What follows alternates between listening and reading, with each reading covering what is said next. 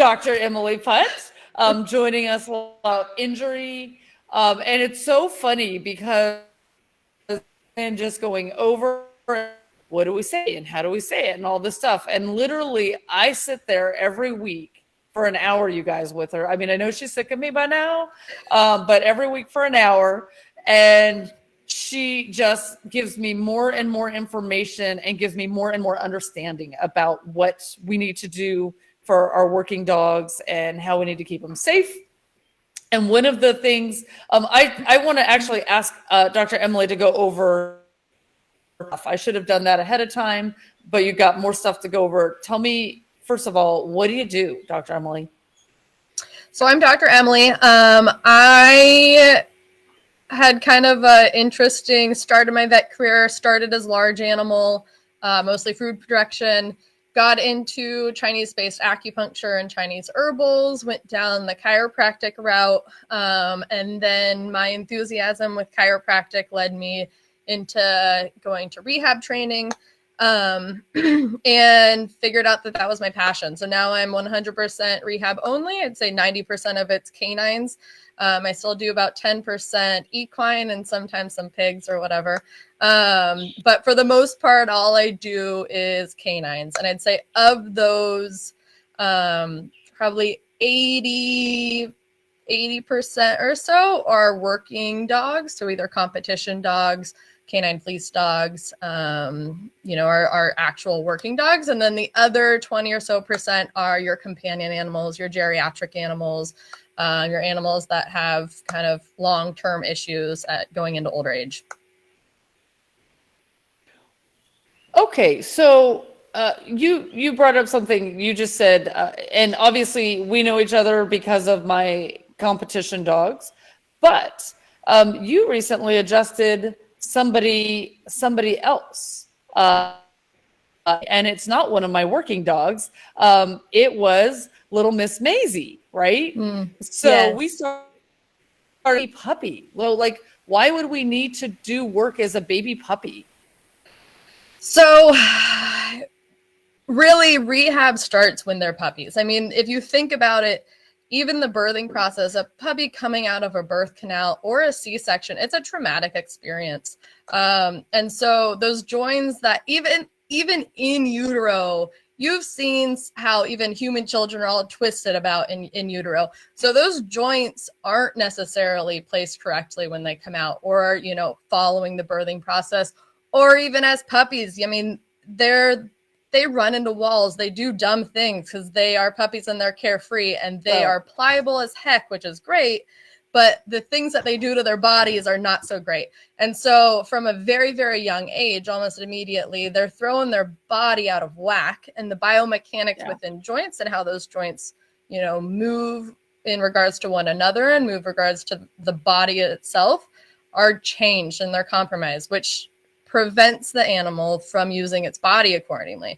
Down the road, that leads to, problems with our muscles and arthritis and things like that, and compensatory problems. But it really starts when they're pups. The nice thing about pups is that we don't really have much muscle memory, or, those joints, because they're so pliable and the ligaments holding those joints together are pliable still. We can make very good adjustments. They go back into alignment super easy, as opposed to these older guys that I'm seeing for the first time when they're, a year and a half or two. It's a lot harder to get that body biomechanics back. Awesome. So that leads into a little, I know we want to talk today about, I see wants to know if you work on goats. We have working goats. I do work on a lot of goats. No goats? I do a lot of goats. Just checking. Yeah, I've done rehab on goats. I've adjusted some goats. I do acupuncture on goats. I do show goats. All right. Yeah. I do goats. All right, because Mo may need to see you too. Yep. We'll see how that goes. Yep. Okay, so one of the things we talked about, and that I have learned so much about as we've talked, is this concept of symmetry, and that symmetry is critical. Can you explain that? Yeah. So in a perfect world, we're symmetrical, right? So in a perfect world, animals and humans alike, we use our bodies equally on our left half versus our right half. And even, you know, our front end versus our back end, our front legs versus our back legs as a quadruped. And a lot, I mean, 98% of the animals I see, they don't fall into a symmetrical category. There's some degree of asymmetry or lack of symmetry within these animals, oftentimes due to some change in the biomechanics or how the body functions and works, whether that be joints out of alignment or, you know, a strained muscle that's then leading to them offloading a little bit or using different muscles to try to compensate for that muscle. And so symmetry, whether it be in, you know, how our muscles are developed, so how the muscle mass, left versus right, or any muscle atrophy, or even in gating. So, you know, watching an animal walk, you know, straight away from you and even, you know, from the side, you should see symmetry within that animal. It should, you know, the right half of the body should move the same as the left half of the body. And if it doesn't, that's our first kind of hint that there's something underlying. There's something that should be addressed. There's something that the animal is trying to guard, protect, and compensate for.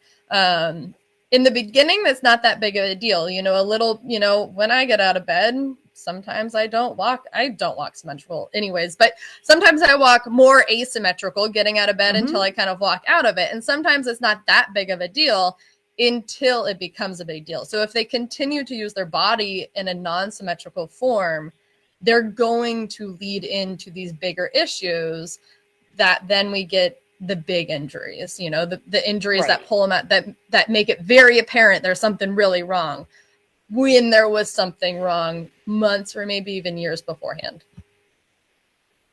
That's sort of where we're at with Junior, right? That's definitely been something we've been unwise to try to figure it out. And that I've become much more aware of watching dogs, not just Junior, but all the dogs. And I think I told you one day, I was fascinated. I'm watching Ori, my young dog. He's almost a year old. And always notice like he's like a perfect symmetrical, really powerful in the rear. And one day I watched him walk up the same ramp. I have no idea what he did, but suddenly he pulled his gait suddenly. Something before, but it to tell me that this is a potential injury in the making and that I needed to fix it when it was. But if I right away, it can build and build and build on itself. Yes. Yes, exactly. Oftentimes it starts when they're young or when they're just starting training. And then, you know, we'll definitely see it in the overtrained, really well-trained dogs from chronic stressors. We'll see some degree of asymmetry due to compensation. But a lot of times, I mean, even the judges in the ring, these things go, overlooked. Like they don't even mention it. You know, you can have a dog that's compensating pretty dramatically, still go ahead and win.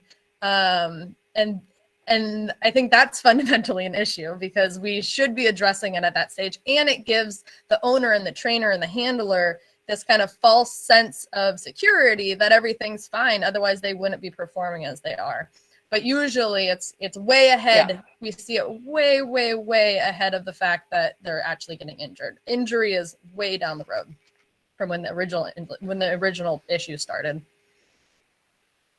Yeah, so being on the recognizing it very early, different route when it was just really early. If I'd gotten him into rehab, we wouldn't be having the issues most likely that we have today. Yeah. I remember when I first met you. And we went over my initial eval, and I listed for probably 20 minutes asymmetrical muscles and atrophied muscles and spastic muscles. And you're like, no, I think it's just something small. I was like, well, we can get to that. But there's a lot of other things that led to what you're seeing now. It's not just the what you're seeing. Yeah. And I went in because Junior, he was screaming in training. He quite injured and showing training. I had suspected something was going on, but I couldn't put my finger on it. And when he was screaming, it was really his left leg. And I really came to you for his left leg. But it isn't his left leg, is it? It's his right leg. But it's that his right leg was so injured that his left leg was compensating and carrying all the load, as we've now learned, right? Yep. Yeah. Yeah, and that's not super uncommon either. Yeah. A lot of times, you know, you'll have kind of a minor injury or a minor strain that leads to that asymmetry, gait, carriage, posture, stance, that then pushes more weight on your opposing leg, your good leg. And because that other leg's now carrying, you know, 70-80% of your load sometimes, that's when you get your big injury that flares up, that makes it seem like that's your original problem, when really it's a long-term chronic problem from the other side. Yeah. And at the left leg, and I'll never forget that first meeting when you're like, you're about to lose your right knee. You're about to lose your right CCL. You got to put him in bubble wrap. You've got to stop this. And I'm like, how do I do that with this dog? Right? That's not always so easy for some of us with our working dogs, but it becomes real critical while we unwound everything. And so really what we want to do is to help people from getting to that point, to see it earlier. And one of the things you talk about is the impact of training on symmetry. Yeah. So, you know, kind of regardless of whatever your dog's trained in or whatever your dog competes in, I'd say 90% of the time the dog is, the muscles are trained in one very particular way, and very, you know, certain, very targeted events, and repetitive kind of, postures, repetitive movements, things like that. The problem with that is that it doesn't target the entire body's strength, right? So it's going to overstrain certain things, whether it be dock diving, whether it be protection work, whether it be lure coursing, whether it be, you know, barn hunting, whatever it is, their body's used in a very, very particular way that targets certain muscles for fatigue. The issue with that is that we think that, you know, and it's kind of drilled into our minds that for it to be a good competitive dog, we need to make sure we have good training, repetitive training, consistent training. The problem is that that training is all in the same discipline. It's all in the same manner. And we're never targeting the antagonistic or opposite muscles, right? So like our quads versus our hamstrings, together those guys help stabilize your pelvic limb. But if you're only targeting one, the other one's going to fatigue. It's going to become weak, and your stability is going to go out the window. And so that's the problem with a lot of these guys that are in, you know, a competitory kind of training situation, is that they are very, very good at what they do, and the muscles that are needed to do what they do are usually very strong, but they have a tendency to then go spastic, to where that muscle is about to give way. And we keep thinking we need to just keep training. We need to have consistency in training. And if we're not consistent in training, we need to give them a rest day, right? So give them a rest day before a competition. The rest day shuts down their muscles, which, you know, rest, we need rest so that muscles can, you know, recoup and heal and grow. But the rest day and then throwing them back into the same training is how you get these kind of micro injuries, these tiny tears that continuously happen because you're continuously stressing that muscle and not working on the muscles that you really need for stabilization, for overall strength, for overall endurance, for any of that. And those micro injuries is then what causes the asymmetry. It's then what causes your big blowout injuries down the road. A lot of times the training that goes into these disciplines, they target our big muscle groups. And big muscle groups are great for a lot of power, but our stability comes from the tiny little muscles that cross over the joint. And those tiny little muscles aren't really targeted in a lot of what we do to train for a discipline. Those tiny little muscles are only targeted with very kind of well-defined little exercises, as Sherry now knows, that target exactly what we need for stabilization. If we don't have that stabilization within for each joint, we lose the stabilization completely of the dog. And so then when the dog's asked to clear a big wall or whatever it is, jump off of a dock, they don't have the stability to hold their body together. And then we get a big injury, or then we get the continuously micro tears. I could rant about this for a while, so you can stop me now. Yeah. No, I don't want to stop you. We need to hear it. I do want to touch on something you said, though, and you talked about, like, so for me, it's healing, right? Like, it's like I do so much healing.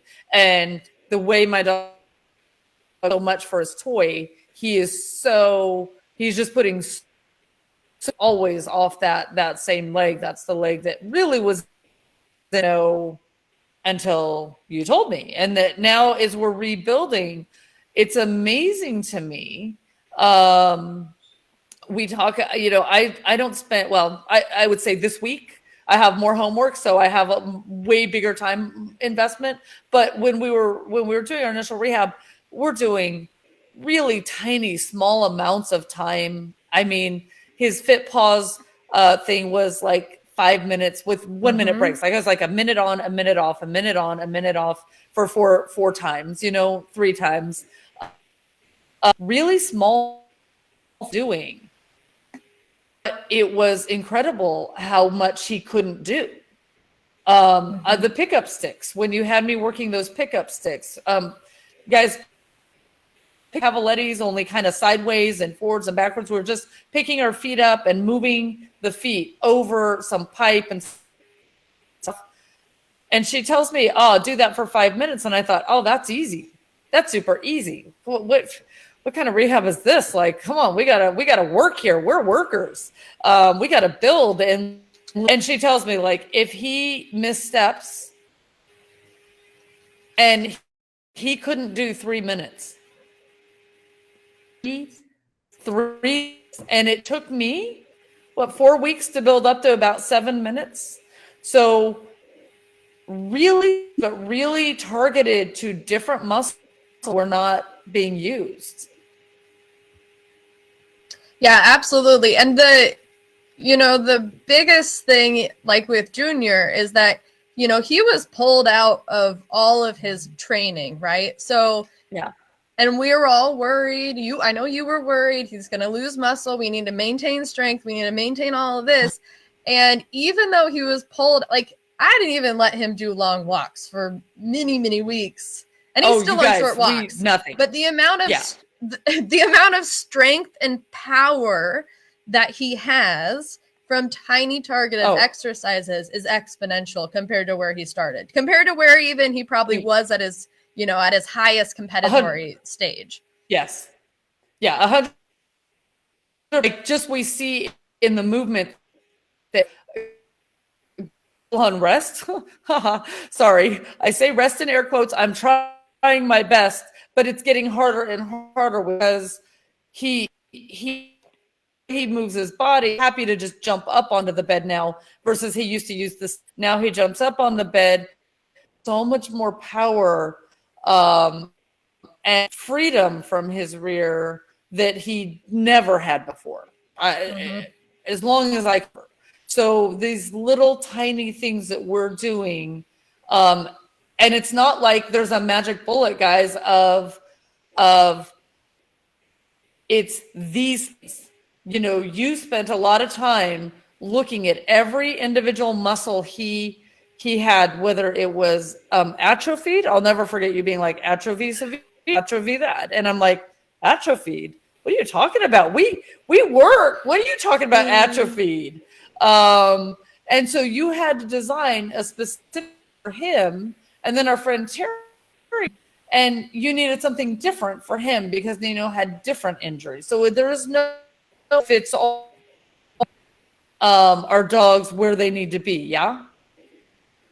Correct. The only time that I would say that I can do kind of a one thing fits all is for puppies.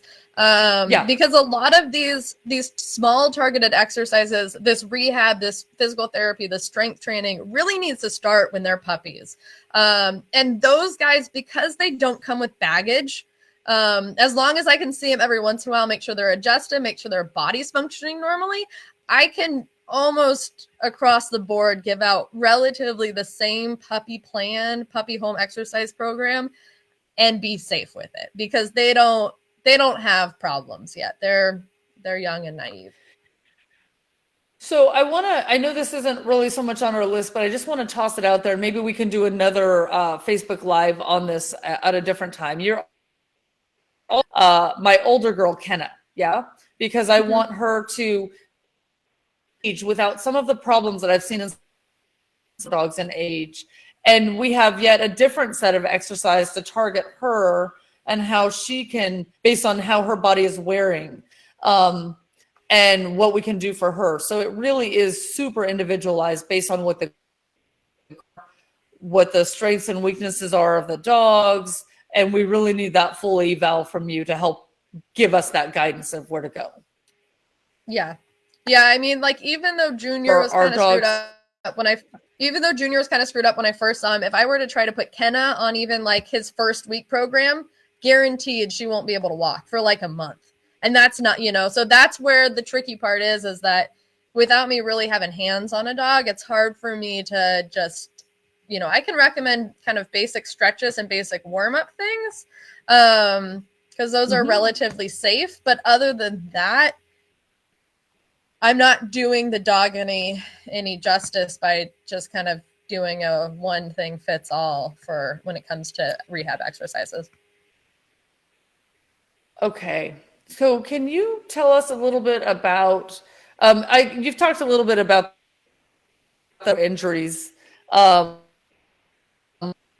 Is there anything else you want to talk to us about on the The biggest thing with this is that, like, any working dog, any competition dog, even like conformation dogs, I don't bet. I'm not a very lucky person, but I would bet that 98% of them have some micro injury underlying that is going unnoticed, because they're not apparently lame, they're not apparently struggling, they're still competing at a high level, they're not dropping off on training, but unless they are routinely seen by someone who knows what they're doing, I would bet that they have something underlying that is causing problems, that they're compensating in some way. And it's hard because it's like, well, my dog's fine. Like, do I really need to spend money to go see some rehab vet? It doesn't need to be me. It can be any rehab trained vet, as long as, you feel confident in them. When you're not seeing a problem with your dog, that's the biggest issue. But, if you catch it early, if you catch it when they're in these micro injuries, you don't need to pull them necessarily out of training, out of competition, out of anything like that. But you can fix how their body's functioning, and you can prevent the big injury from happening. You can prevent having to retire them early. You can prevent the chronic bad arthritis that's going to hit them when they're, 5 years old, 6 years old. So it's, it's one of those ones that's like, I mean, Sherry knows I'm really not in it for the money. I should have done anything other than be a vet, because I have a hard time with that side of things. But fundamentally, I want what's best for the dog. And so I wish I could just do free evals for everyone to show them that there is something underlying. There is something we can do. And you don't really know your dog's potential until you fix that underlying issue and get them strong in the way that they need it, and then see how they can perform. So micro injuries turn into really bad injuries, turn into chronic pain when they're old. Any dog that works hard has it.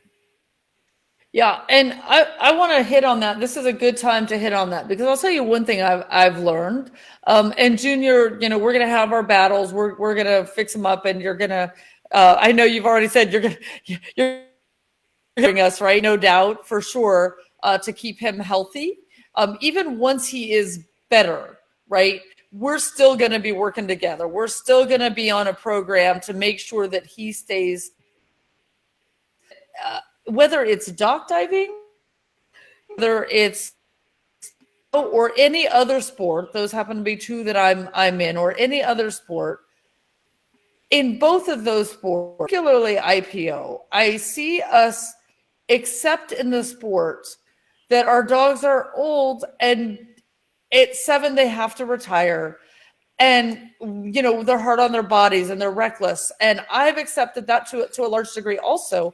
But I really feel like one of the things that I am really rethinking is that it should, and I can't tell you the number of dogs that don't jump over the hurdle by the time they're 7. And everybody says, oh, they don't jump. It's once it's in their head. And I'm like, oh God, it's not that it's in their head. It's that they're still physically hurt, that they never really healed. Just like I did an excellent job with Junior on his, did all the right things. I had great people out here dog diving, talk to me about rehab stuff.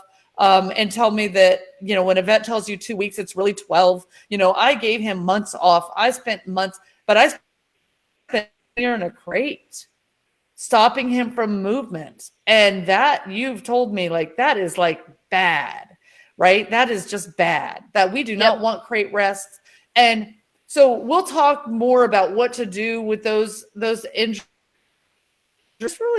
I really want to what I get is, we don't have to live with this idea that our dogs are going to be at a career-ending injury because of the jump. We just don't know how to rehab that in our sports. We don't know how to rehab. We don't know how to help our dogs get strong and come back, and more importantly, keep them. Even with Ori, you had the chance to the other day, and you're like, cool, you haven't screwed him up too much. And I'm like, awesome. And Ori will be in for an eval with you before he ever heavily starts his career. He'll be in actually pretty soon. We'll start with him. I'm a little bit at bandwidth with Junior right now, but we'll get Ori on a program. And I guess along those injuries, we talk about cross. I think I'm pretty good at cross training because I do IPO and dock diving. That's what you mean, yeah? Exactly. You've nailed it. That's not what you mean? No. So, I mean, if you look at like human athletes, when they cross train, they do, relatively non-repetitive strengthening or endurance training to fill the other side. So if they're focused on heavy lifting, they're going to run every once in a while because you have to get the other muscles going. That's the same with dogs. So cross training really isn't going and doing a different sport, let alone a sport that is very difficult on a dog if they're not strong and strengthened in the stabilizers to do said sports, such as dock diving. Dock diving, it's like us going and doing belly flops and then being asked to swim with our head above water. Like, there's nothing that is good about the concussion from a down to a takeoff to a concussion and throwing the head up and then just go, swim around and then do it again. There's nothing that's easy on the body for that. And I'm not saying that like dock diving is a hard no. Dock diving, dogs love dock diving. Absolutely. They don't know how to save them from themselves, though. We know that. Yeah. So dock diving is probably one of the hardest ones to strengthen for because it's all of those stabilizers of all of their joints, of all of their spine, and everything else of their body that we need to make sure are in tip-top shape for them to go and jump off that dock. It's not a weekend warrior thing. It's not a... Yeah. Oh, my dog needs a break from doing protection stuff. I'm going to go let him dock dive this weekend. That's, unfortunately, I wish it were, because a lot less injuries would happen, but that's not how it works. So cross training really is, while protection work is a lot of quick paced kind of stuff, strength, we need to look at endurance. We need to look at, so like longer walks, true endurance training. And that targeting of stabilizers. Every discipline, the biggest form of cross training is targeting your stabilizers. So targeted therapeutic exercises that really only take you maybe 5 or 10 minutes, maybe 3 days a week to stabilize, to make them strong and get their body in better shape. It's not going and doing a different sport, another discipline that's hard on them.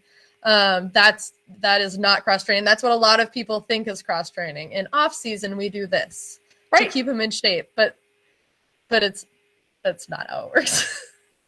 That's not it. So no. It really should be, and I want to talk at the end. I want to talk a little bit about some of the basic things that we can do that are pretty safe, assuming that our dogs are symmetrical.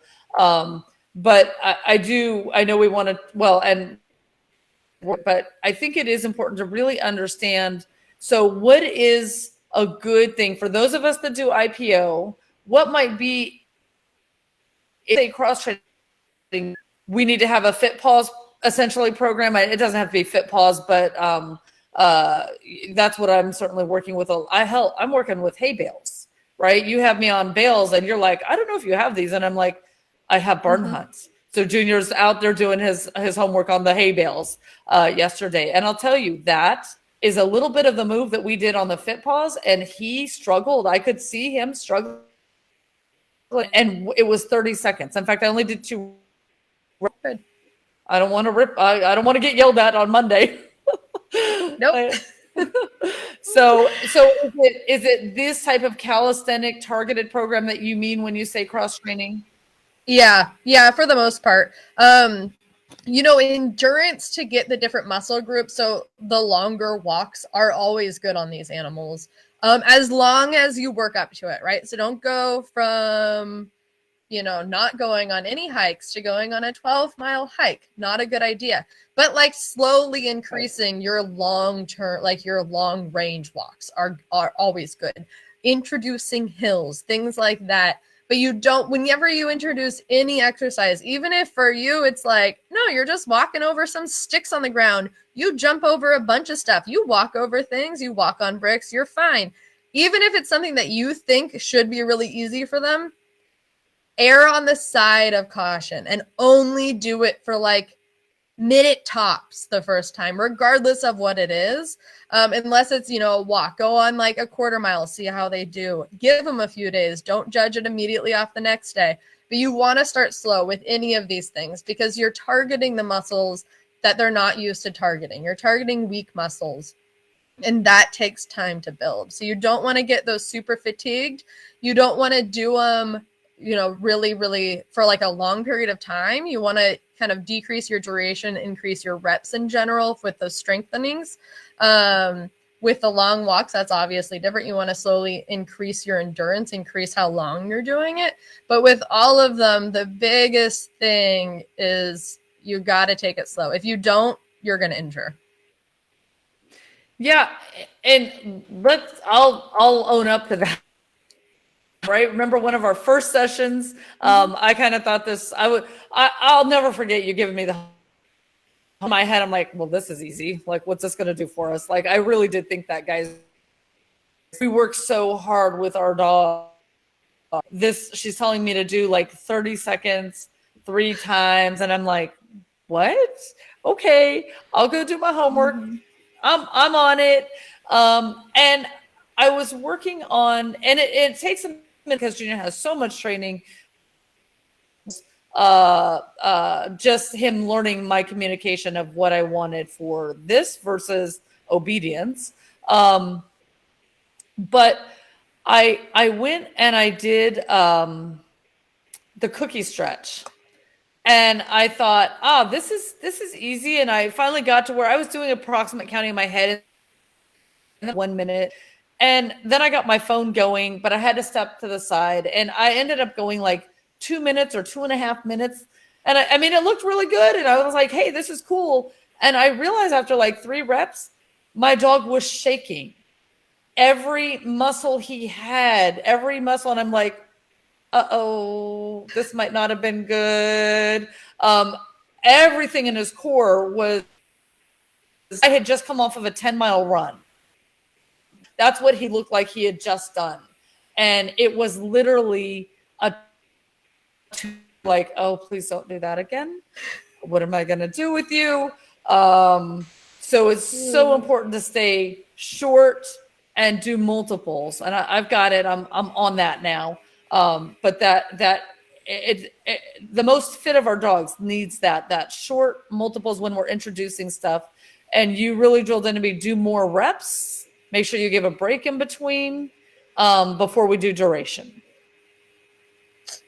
Yep. And the Fit Paws equipment, they're great. Even at like a dealer price, they're not cheap, right? So yeah. And a lot of those things, the equipment's always nice. It's fun to have toys. We all know that. But most of this stuff you can make at home. A lot of the stuff that I use, I've made. And I have no problem with that. You don't need the fancy equipment necessarily. Yeah, there's certain pieces of equipment that definitely help target what we want to and help make it, more difficult for them and things like that. But for the most part, especially starting out, you don't need to buy much. You can buy it all at Walmart for probably under $20. Like you don't need much at all. So let's we've talked about cross-training. Let's talk about what the general philosophy is. And I think we've been sort of having this conversation now. The basic philosophy for injury prevention. Can you give us some ideas of what to do? Like, what is a cookie stretch? Is that good for most of our dogs? I know we can't tell without a full physical for each dog, but and also I just want to address, we've had a couple of hey Rossi, hey AJ, I will put business card in the comments once we're done. I've been trying to type it, but it's not going well for me to do it while we're doing it. So I'll come back. I'll put her, and Dr. Emily is located in Wilton, which is how do we describe Wilton? Just kind of east of Gulf. It's like halfway between Sacramento and Stockton off of 99. Yeah. So it's not as far as me, no. But it's sort of in that general area. Wants to know if you do some work on the weekends. And I don't know what your schedule is right now, but we've talked about maybe having you up here on a dock diving event to do some evals and scheduling. Yes? Yeah. For sure then? Yeah?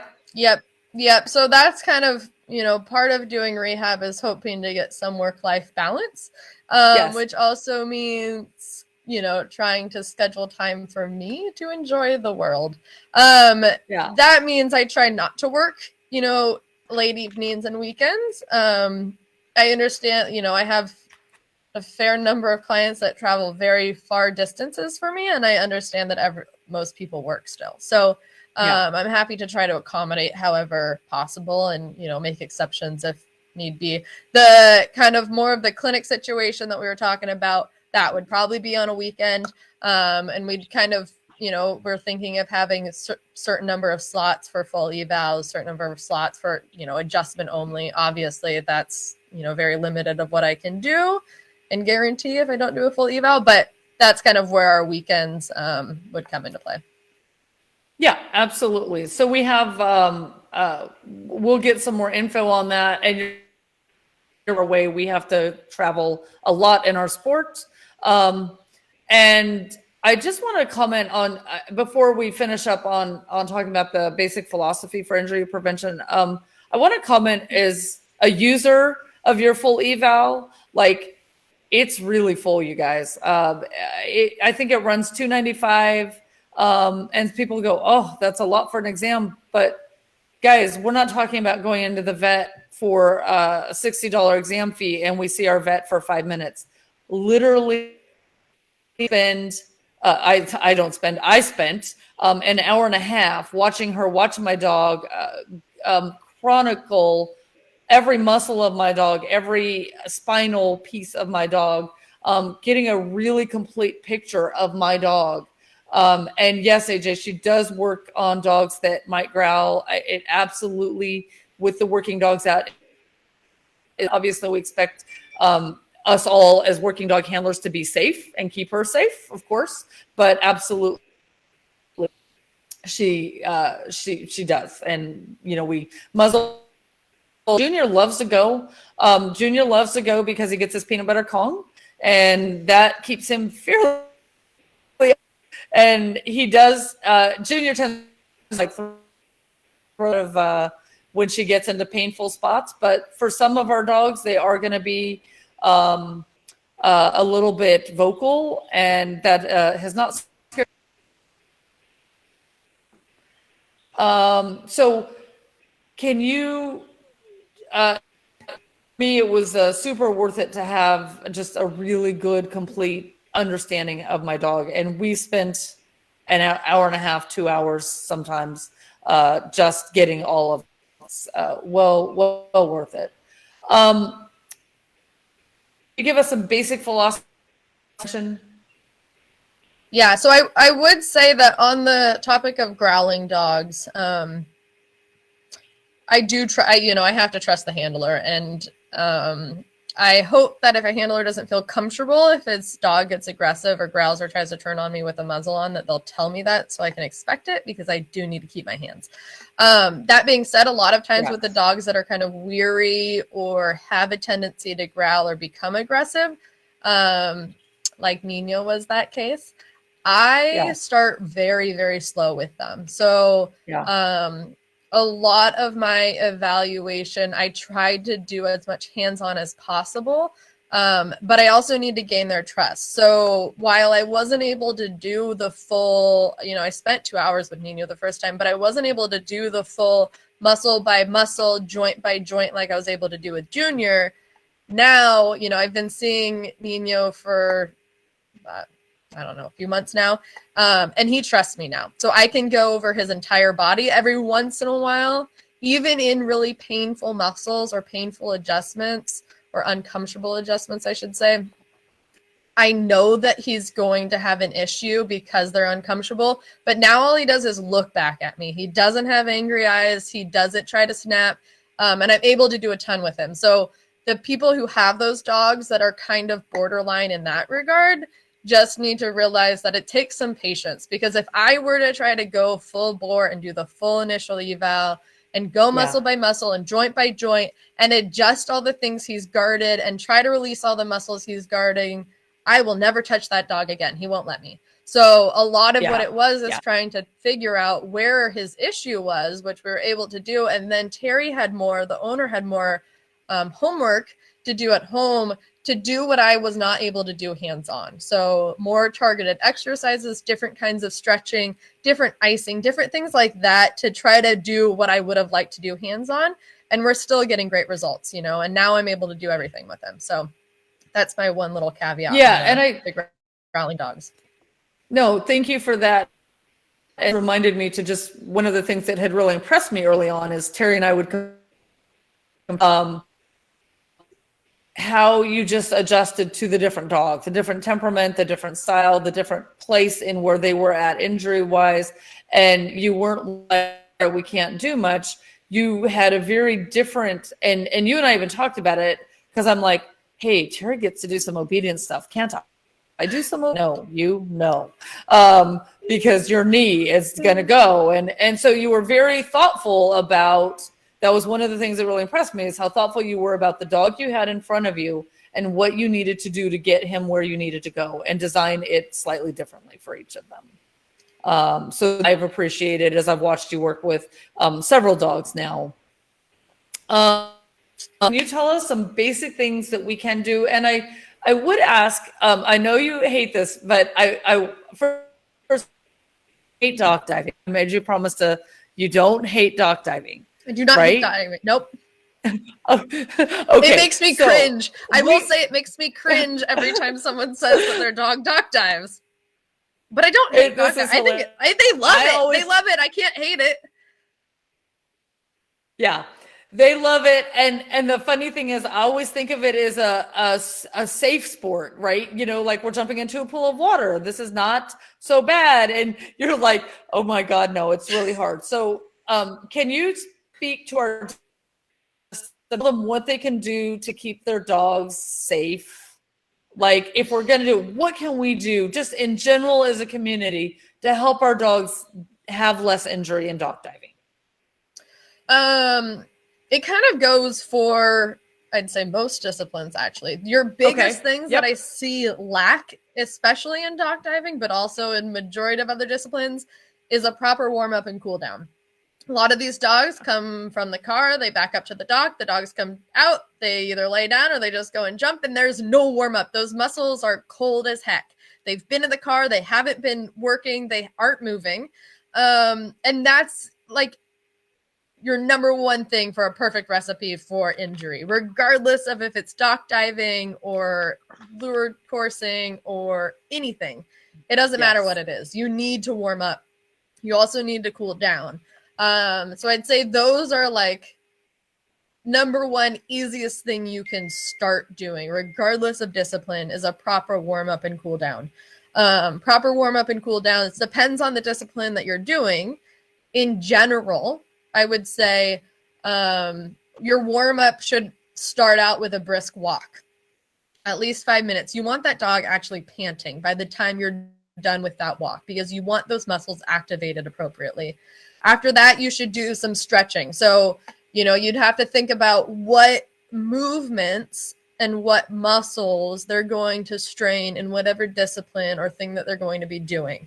And then you want to stretch those things. You don't want to do like a stretch and hold. So like for us, like you don't want to go and touch your toes and hang out there, do the splits and hang out there for a long period of time. That shuts muscles down. That deactivates them. They will not stabilize anymore.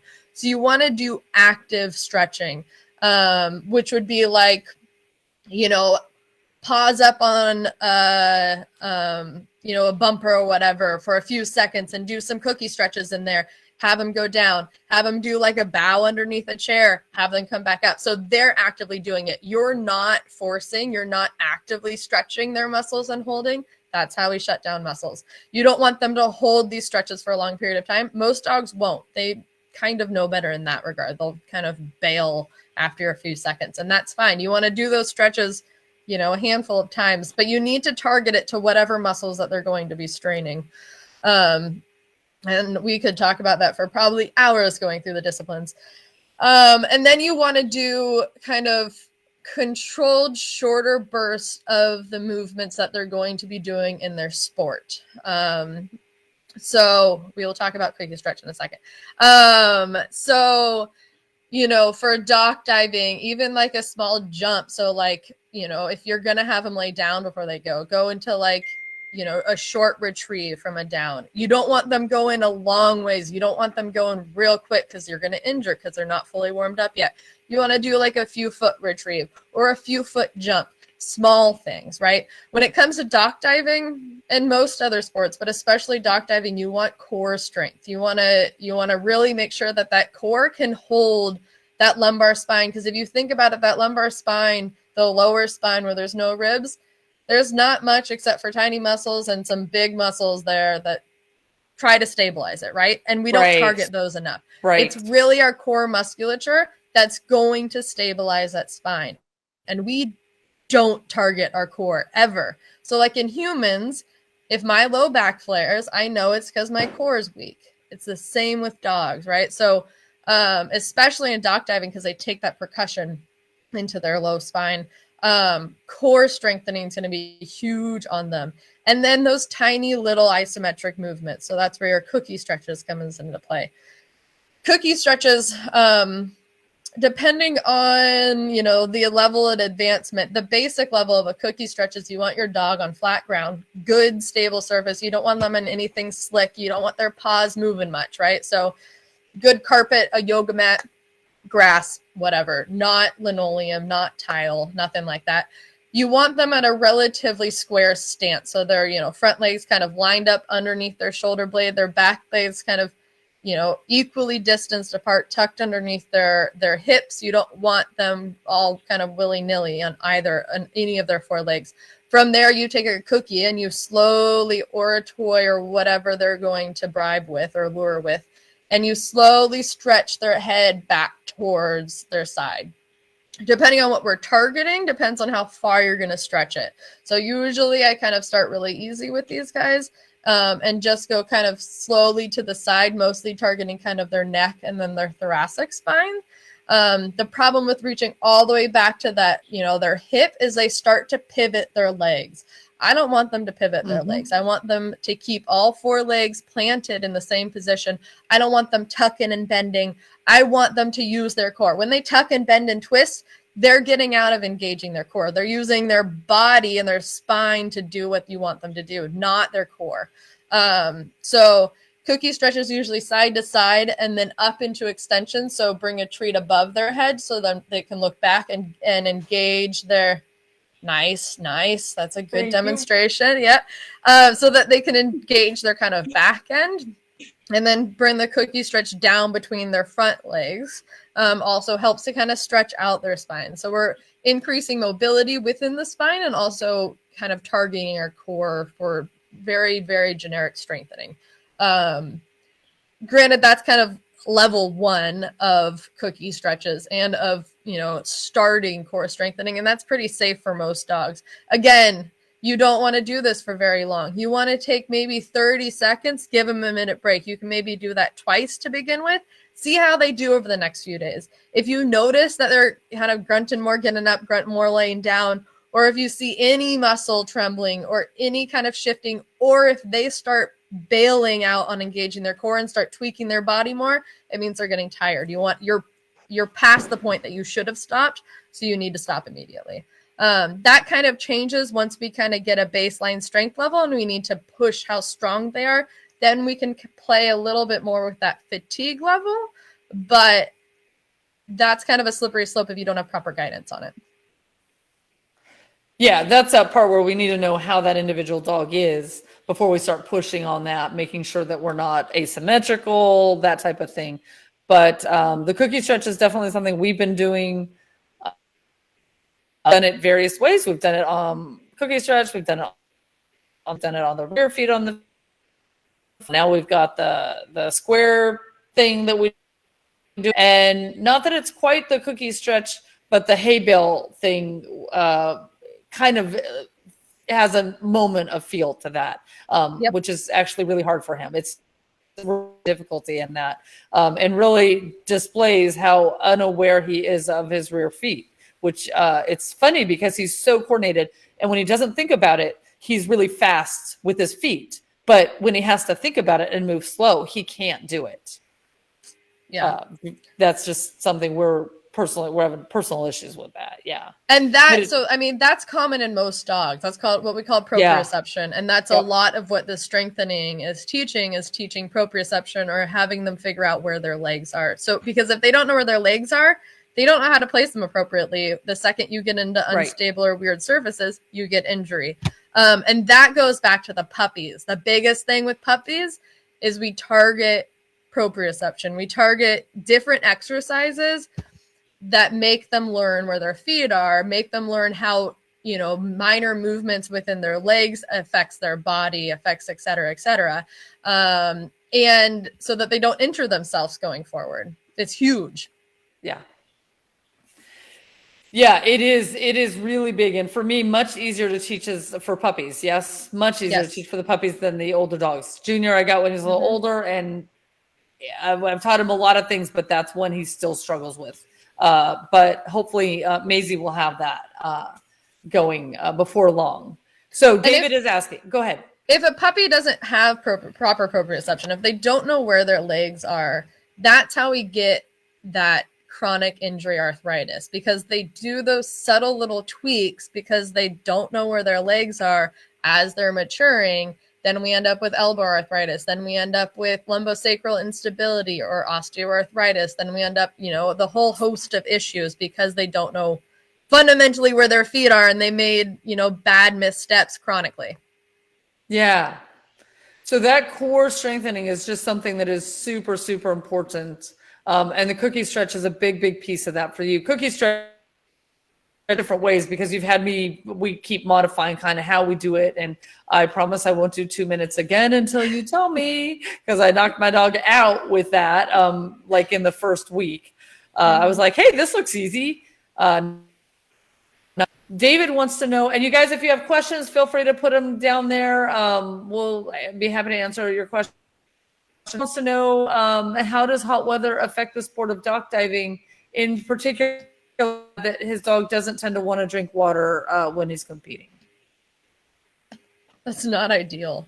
Um, Yeah, right. We need to get them to drink well, water. and hot weather with any discipline, with any hard training is very difficult on a dog, right? And a lot of times we don't give them the proper rest that they need, or we don't call it that, like, it's too hot, this is too hard on any particular animal.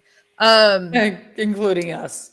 Exactly. Yeah. Yeah. And so, like, heat stress is real. I'm not going to go through how, like, cells actually break down and then, try to process through our body and then destroy our kidneys, but heat makes everything harder. Heat causes a bunch of fatigue. It causes muscles to not, because of the fatigue, the muscles aren't being used appropriately. And so, anytime, I'm sure we've all pushed ourselves past fatigue and then we keep trying to work out and then we end up with an injury. It's the same with these guys.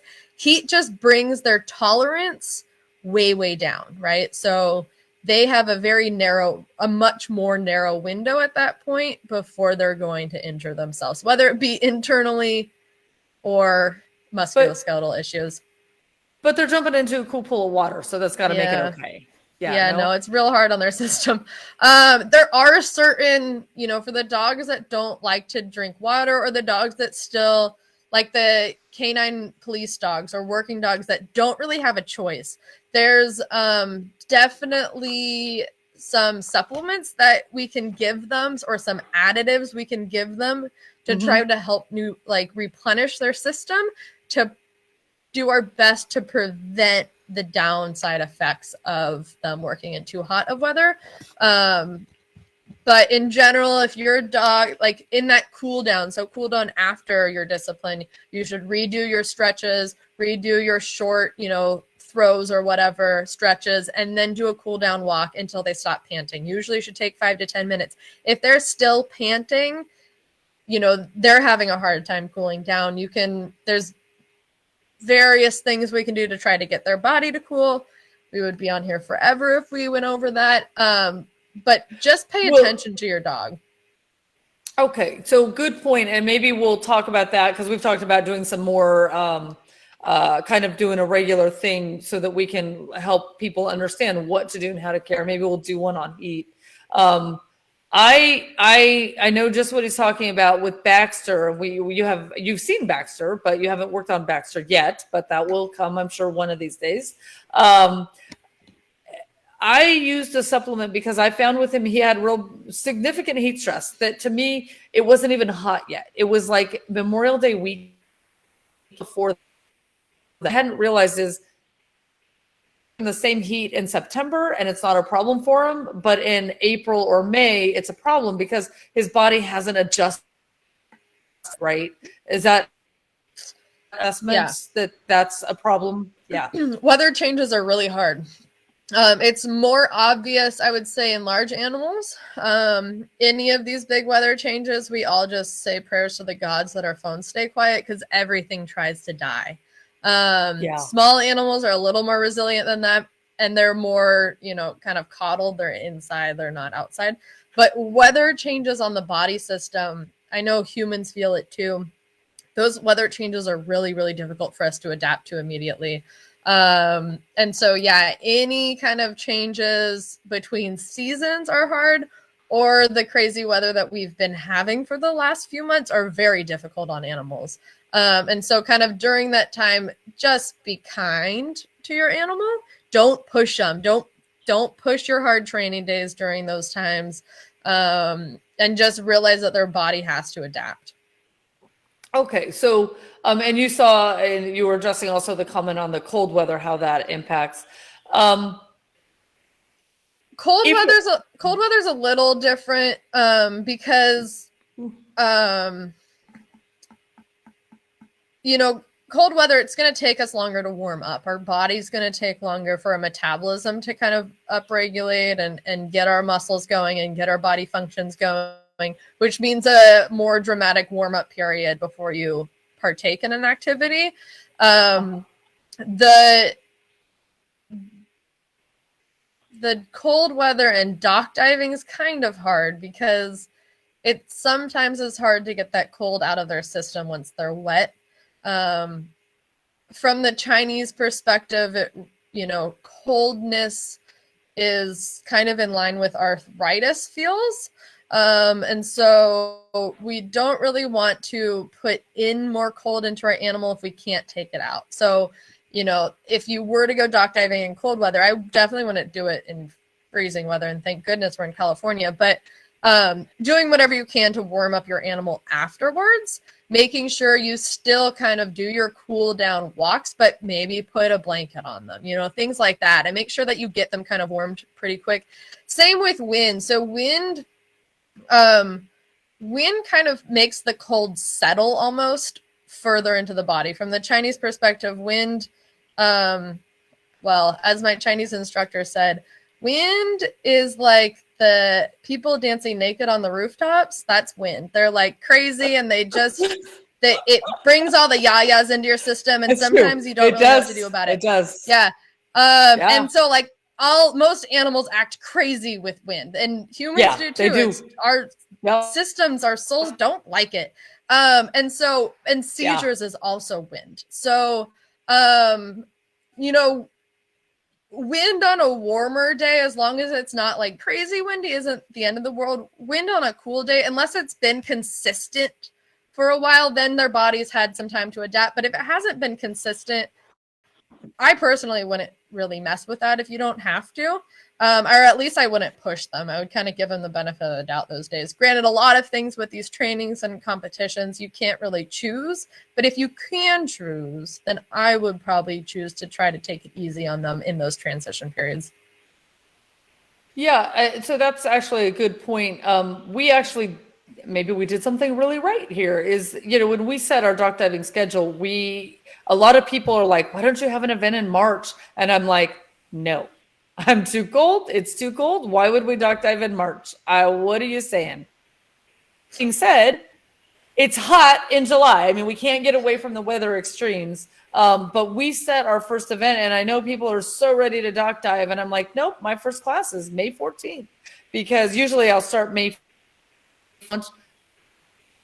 for the dogs. Okay, for me too. Let's be honest. It's for me. The dogs don't care as much, but dog learning do care, and that really does impact them.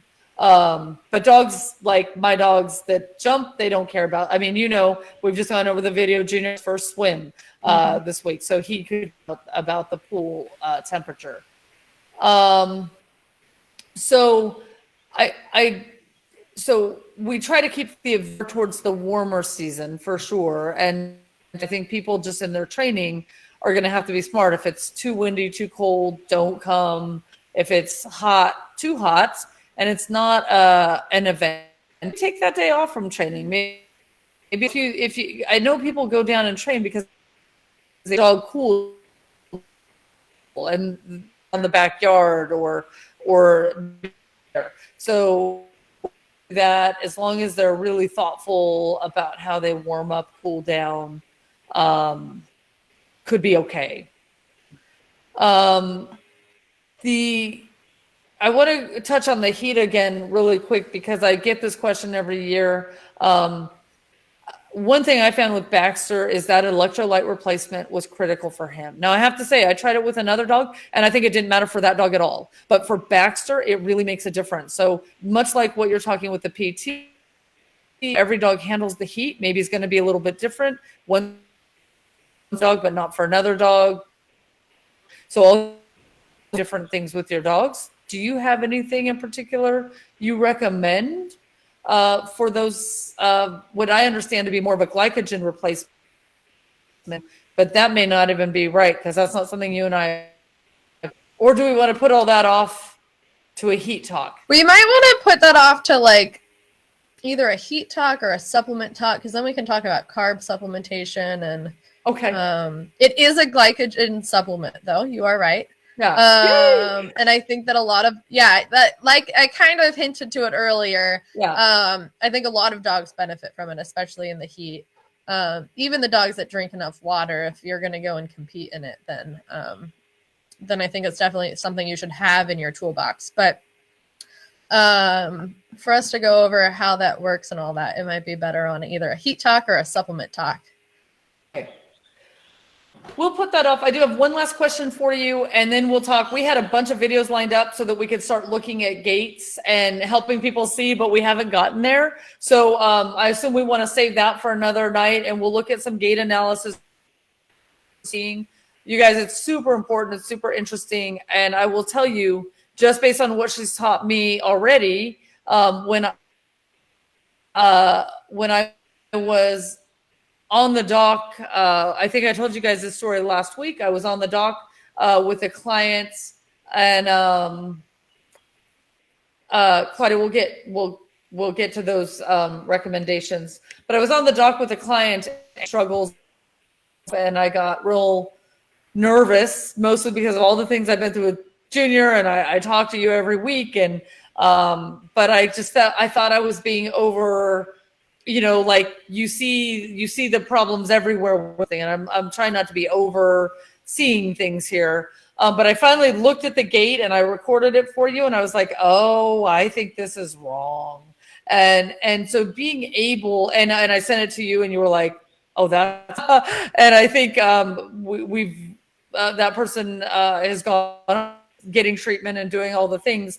And so I'm really grateful that what you used me to help a dog to recognize that we were dealing with an mental, that the dog was just a little bit nervous about going off the dog, but there was actually an injury there that we needed to deal with. And want us to go through some videos so that you can show people, like, here's the thing that we're looking at, because I am not very good at gait analysis, but I'm getting better. At least I try. And all my videos, as I take my 5 million videos for you every week, I think this is good. I think we're there. And then I'm like, I have no idea what I'm saying. So we could do that another time, and then we'll schedule heat for another time. Do you have anything? We're going to hit those supplements on, and we'll talk about that. But and when it comes to go ahead. When it comes to the gait, so I'm not gonna.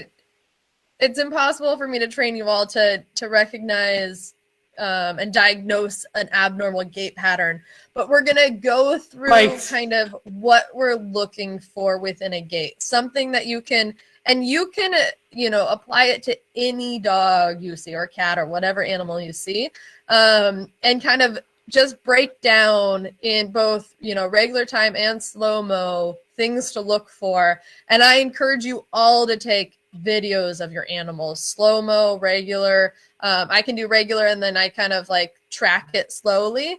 But I'm going to try to help train your eyes to notice things before they're a problem, to notice things before it's a very apparent injury, before it's a real big injury. And so going over gait, both at a walk and a trot, and then things like from a down to a retrieve or an explosion, and then go over kind of like stances, what to look for in a stance, whether it's just a sloppy sit or actually an underlying issue, things that you guys can pick up.